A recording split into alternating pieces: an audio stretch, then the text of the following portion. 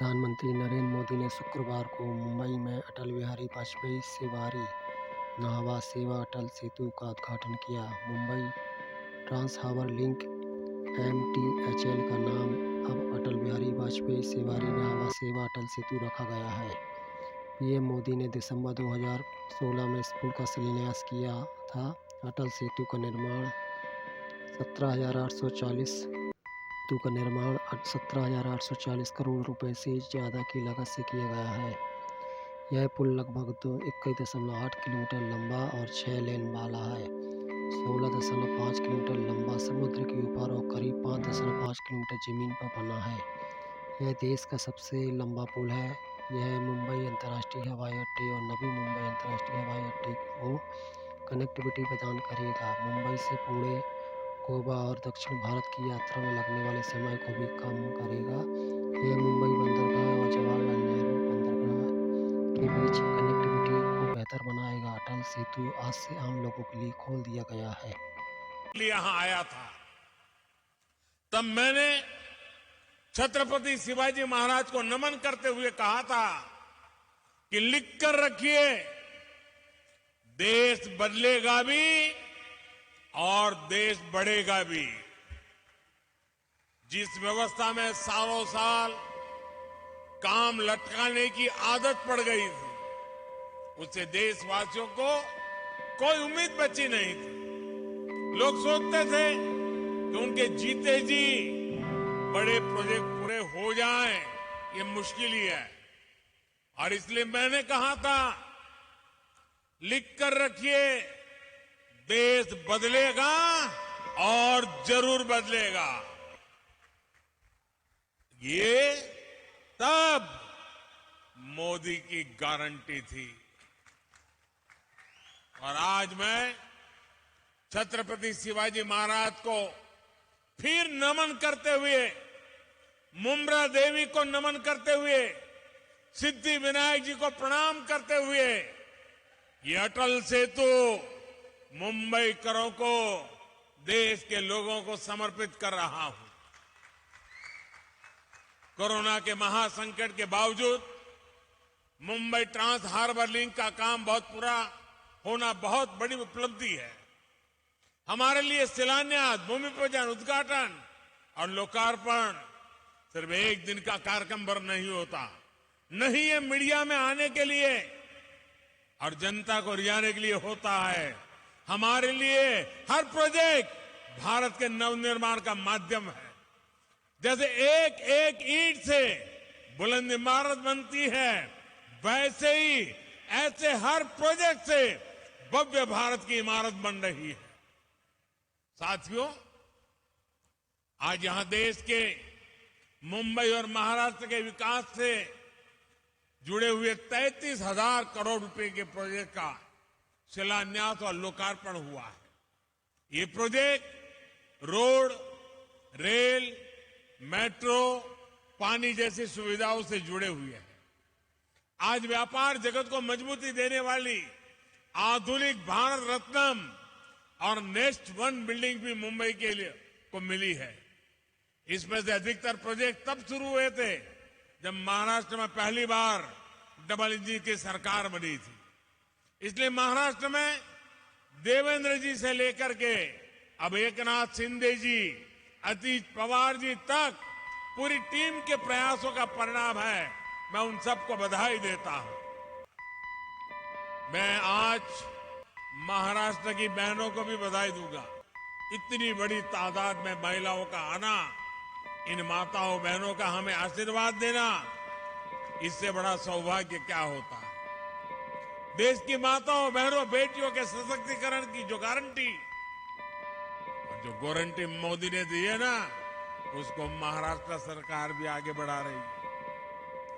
मुख्यमंत्री महिला सक्षमीकरण अभियान, नारी शक्ति दूत एप्लीकेशन और लेख लाड़की योजना ऐसा ही एक उत्तम प्रयास है। आज यहां इस आयोजन में हमें आशीर्वाद देने के लिए इतनी बड़ी संख्या में हमारी माताएं, बहनें और बेटियां आई हुई है। विकसित भारत के निर्माण के लिए भारत की नारी शक्ति का आगे आना नेतृत्व करना उतना ही आवश्यक है।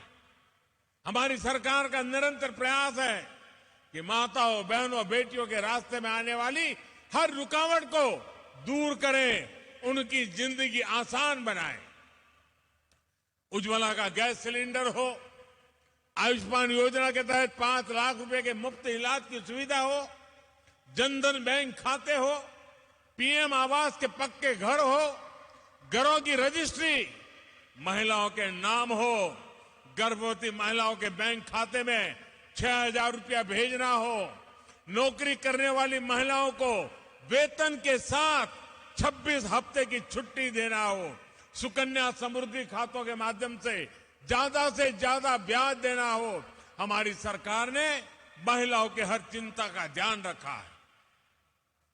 डबल इंजन की सरकार किसी भी राज्य में हो, महिला कल्याण उसकी सबसे प्रथम प्रमुख हमारी गारंटी है। आज जो योजनाएं शुरू हो रही है वो भी इसी दिशा में बड़ा कदम है। मेरे परिवारजनों, बीते कई दिनों से देश में Mumbai trans harbour link Atal Setu की चर्चा हो रही है। आज जो कोई अटल सेतु को देख रहा है तो इसकी तस्वीरें देख रहा है, वो गौरव से भर उठता है। कोई इसकी विशालता से, समुद्र के बीच उसकी अड़िग छवि से मंत्रमुग्ध है, कोई इसकी इंजीनियरिंग से प्रभावित है।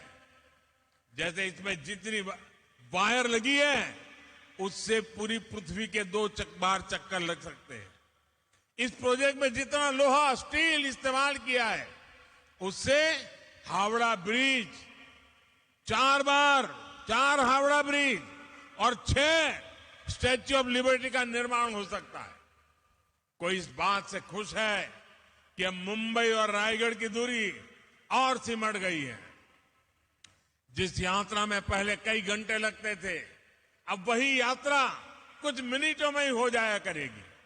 इससे नवी मुंबई के साथ साथ पुणे और गोवा भी मुंबई के और पास आ जाएंगे। इस ब्रिज को बनाने में जापान ने जो सहयोग किया है उसके लिए मैं जापान सरकार की विशेष रूप से आभारी हूं। मैं आज अपने प्रिय मित्र स्वर्गीय शिंजो आबे को जरूर याद करूंगा। इस ब्रिज के निर्माण को जल्द से जल्द पूरा करने का संकल्प हम दोनों ने मिलकर लिया था। लेकिन साथियों, अटल सेतु को हम इतने सीमित दायरे में नहीं देख सकते। अटल सेतु भारत की उस आकांक्षा का उदयघोष है जिसका आह्वान साल 2014 में पूरे देश ने किया था।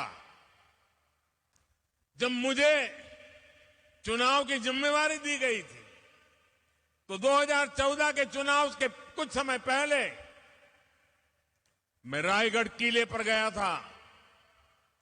छत्रपति शिवाजी महाराज की समाधि के सामने बैठ करके कुछ पल मैंने बिताए थे उन संकल्पों को सिद्धि में बदलने की, उनकी इच्छा शक्ति, जनशक्ति को राष्ट्र शक्ति बनाने की उनकी दृष्टि की, सब कुछ मेरी आंखों के सामने और आशीर्वाद बनकर के आया था। उस बात को 10 साल हो रहे हैं। इन 10 वर्षों में देश ने अपने सपनों को सच होते देखा है, अपने संकल्पों को सिद्धियों में बदलते हुए देखा है। अटल सेतु इसी भावना का प्रतिबिंब है। युवा साथियों के लिए यह नया विश्वास लेकर आ रहा है। उनके बेहतर भविष्य का रास्ता अटल सेतु जैसे आधुनिक इंफ्रास्ट्रक्चर से होकर ही गुजरता है। अटल सेतु विकसित भारत की तस्वीर है। विकसित भारत कैसा होने वाला है उसकी एक झलक है। विकसित भारत में सबके लिए सुविधा होगी, सबकी समृद्धि होगी, गति होगी, प्रगति होगी। विकसित भारत में दूरियां सिमटेगी, देश का कोना कोना जुड़ेगा, जीवन हो या आजीविका, सब कुछ निरंतर बिना रुकावट के चलेगा। यही तो अटल सेतु का संदेश है। मेरे परिवारजनों, बीते 10 वर्षों में भारत बदल गया है। इसकी चर्चा खूब होती है। बदले हुए भारत की तस्वीर तब और साफ हो जाती है जब हम 10 वर्ष के पहले भारत को याद करते हैं। 10 साल पहले हजारों लाखों करोड़ रुपए के मेगा स्कैम्स की चर्चा होती थी। आज हजारों करोड़ रुपए के मेगा प्रोजेक्ट के पूरे होने की चर्चा होती है। सुशासन का एक संकल्प देश भर में दिख रहा है। देश ने नॉर्थ ईस्ट में भूपेन हजारिका सेतु और बोगीबील ब्रिज जैसे मेगा प्रोजेक्ट पूरे होते देखा है। आज अटल टनल और चेनाब ब्रिज जैसे प्रोजेक्ट की चर्चा होती है। आज एक के बाद एक बनते एक्सप्रेसवे की चर्चा होती है। आज हम भारत में आधुनिक और भव्य रेलवे स्टेशन बनते देख रहे हैं। ईस्टर्न और वेस्टर्न फ्रेट कॉरिडोर रेलवे की तस्वीर बदलने वाले हैं। वंदे भारत, नमो भारत, अमृत भारत ट्रेनों सामान्य जन के सफर को आसान और आधुनिक बना रही है। आज हर कुछ सप्ताह में देश किसी न किसी कोने में नए एयरपोर्ट का लोकार्पण होता है। साथियों, यही मुंबई में, महाराष्ट्र में इन वर्षों में अनेक मेगा प्रोजेक्ट या तो पूरे हो चुके हैं या फिर बहुत जल्द पूरे होने वाले। पिछले साल ही बाला साहब ठाकरे समृद्धि महामार्ग का लोकार्पण हुआ। नवी मुंबई एयरपोर्ट और कोस्टल रोड प्रोजेक्ट पर भी तेजी से काम चल रहा है। कोस्टल रोड प्रोजेक्ट से मुंबई महानगर की कनेक्टिविटी का कायाकल्प होने जा रहा है। ऑरेंज गेट, ईस्टर्न फ्रीवे और मरीन ड्राइव की अंडरग्राउंड टनल कनेक्टिविटी मुंबई शहर में ईज ऑफ ट्रैवल बनाएगी। आने वाले कुछ सालों में ही मुंबई को पहली बुलेट ट्रेन भी मिलने वाली है। दिल्ली मुंबई इकोनॉमिक कॉरिडोर महाराष्ट्र को मध्य भारत और उत्तर भारत से जोड़ने जा रहा है। महाराष्ट्र को तेलंगाना, छत्तीसगढ़ और अन्य पड़ोसी राज्यों से जोड़ने के लिए ट्रांसमिशन लाइन नेटवर्क बिछाया जा रहा है। इसके अलावा ऑयल और गैस पाइपलाइन हो, औरंगाबाद इंडस्ट्रियल सिटी हो, नवी मुंबई एयरपोर्ट हो, शैलेंद्र बिडकिन इंडस्ट्रियल पार्क हो, ये बड़ी परियोजनाएं महाराष्ट्र की अर्थव्यवस्था को नई गति देने वाली है। मेरे परिवारजनों, आज पूरा देश प्रत्यक्ष देख रहा है कि टैक्स पेयर का पैसा किस तरह देश के विकास लग रहा है। लेकिन देश पर दशकों तक शासन करने वालों ने देश का समय और टैक्स पेयर का पैसा दोनों ही की परवाह नहीं की है। इसलिए पहले के दौर में कोई प्रोजेक्ट या तो जमीन पर उतरता ही नहीं था या फिर दशकों तक लटका रहता था। महाराष्ट्र तो ऐसे अनेक प्रोजेक्ट का साक्षी रहा है। नीलवंडे डैम का काम 5 दशक पहले शुरू हुआ था, इसे हमारी सरकार ने पूरा किया। उरण खारकों पर रेल लाइन पर भी लगभग 30 दशक पहले काम शुरू हुआ था, ये डबल इंजन की सरकार ने पूरा किया है। नवी मुंबई मेट्रो प्रोजेक्ट भी लंबे समय तक लटका रहा। यहां डबल इंजन की सरकार बनने के बाद हमने इसे गति दी और अब पहला चरण पूरा हो चुका। ये जो अटल सेतु आज हमें मिला है, इसकी प्लानिंग भी कई सालों पहले चल रही थी। यानी मुंबई के लिए इसकी जरूरत सबसे अनुभव की जा रही थी, लेकिन इसे पूरा करने का सौभाग्य हमें मिला। और आप याद रखिए, बांद्रा वर्ली सी लिंक प्रोजेक्ट अटल सेतु से करीब 5 गुना छोटा है। 5 गुना छोटा है। पहले की सरकार में उसको बनते बनते 10 साल से ज्यादा लगे थे और बजट 4-5 गुना अधिक बढ़ गया था। ये तब सरकार चला रहे लोगों के काम करने का तरीका था। साथियों, अटल सेतु जैसे इंफ्रास्ट्रक्चर प्रोजेक्ट सिर्फ सुविधा ही नहीं देते बल्कि रोजगार के भी बहुत बड़े साधन होते। इसके निर्माण के दौरान मेरे करीब 17,000 मजदूर भाई बहनों और 1500 इंजीनियर्स को सीधा रोजगार मिला। इसके अलावा ट्रांसपोर्ट से जुड़े कारोबार, निर्माण से जुड़े दूसरे बिजनेस में जो रोजगार मिला वो अलग है। अब ये इस पूरे क्षेत्र में हर प्रकार के बिजनेस को बल देगा। Ease of doing business, ease of doing life, इसके लिए बढ़ाएगा। मेरे परिवारजनों, आज भारत का विकास 2 पटरियों पर एक साथ हो रहा है। आज एक तरफ गरीब का जीवन बेहतर बनाने के लिए महाअभियान है, तो दूसरी तरफ देश के कोने कोने में चल रही महापरियोजनाएं। हम अटल पेंशन योजना भी चला रहे हैं और अटल सेतु भी बना रहे हैं। हम आयुष्मान भारत योजना भी चला रहे हैं और वंदे भारत, अमृत भारत ट्रेन भी बना रहे हैं।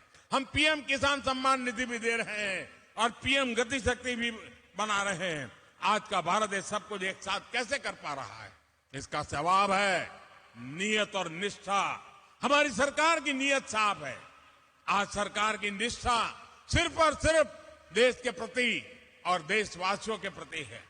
और जैसी नियत होती है, जैसी निष्ठा होती है, वैसे ही नीति भी होती है और जैसी नीति होती है वैसी रीति भी होती है। जिन्होंने लंबे समय तक देश पर शासन किया, उनकी नियत और निष्ठा दोनों सवाल के घेरे में रही है। उनकी नियत सिर्फ सत्ता हासिल करने की रही, वोट बैंक बनाने की रही, अपनी तिजोरियां भरने की रही। उनकी निष्ठा देशवासियों के प्रति नहीं बल्कि सिर्फ और सिर्फ अपने परिवारों को आगे बढ़ाने तक ही सीमित रही। इसलिए वो न विकसित भारत के बारे में सोच सके, न आधुनिक इंफ्रास्ट्रक्चर को लक्ष्य बना सके। इससे देश का कितना नुकसान होता है ये जानना भी जरूरी है। मैं आपको एक आंकड़ा देता हूं। 2014 से पहले के 10 सालों में इंफ्रास्ट्रक्चर के लिए सिर्फ 12 लाख करोड़ रुपए बजट दिया गया था, जबकि हमारी सरकार ने 10 वर्षों में हमने 44 लाख रुपए का बजट इंफ्रास्ट्रक्चर के लिए दिया है। तभी तो आज देश में इतने बड़े बड़े प्रोजेक्ट चल रहे हैं। महाराष्ट्र में ही केंद्र सरकार करीब 8 लाख करोड़ रुपए के इंफ्रास्ट्रक्चर प्रोजेक्ट या तो पूरा कर चुकी है या उन पर काम चल रहा है। यह राशि हर सेक्टर में रोजगार के नए अवसरों को बढ़ा रही है। साथियों, हम आज देश के हर परिवार को बुनियादी सुविधाओं के सैचुरेशन यानी 100% कवरेज का मिशन लेकर चल रहे हैं। विकसित भारत संकल्प यात्रा के तहत आज मोदी की गारंटी वाली गाड़ी देश के कोने कोने में पहुंच रही है। मोदी की गारंटी वहां से शुरू होती है जहां दूसरों से उम्मीदें खत्म हो जाती हैं। हमारी बहनों बेटियों ने तो ये सबसे अधिक अनुभव किया है। गांव या शहर, साफ सफाई से लेकर पढ़ाई, दवाई और कमाई, हर योजना सबसे अधिक लाभ हमारी माताओं बहनों को हुआ है। पीएम जन औषधि केंद्रों पर 80% डिस्काउंट के साथ दवाई दी जा रही है। मोदी की गारंटी गरीब परिवार की बहनों को पक्का घर देने की है।